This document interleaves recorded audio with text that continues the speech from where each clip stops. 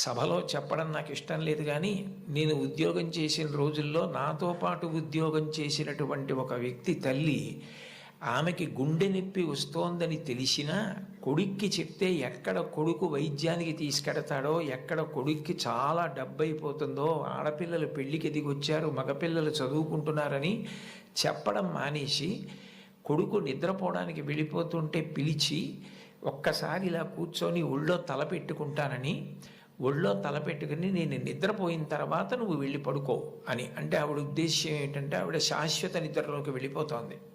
ఆ కొడుకు ఒళ్ళో తల పెట్టుకుని పడుకుంటే కొంతసేపటికి తల్లి కదలటం లేదని వాడు కదిపి చూస్తే తల్లి శరీర త్యాగం చేసేసింది.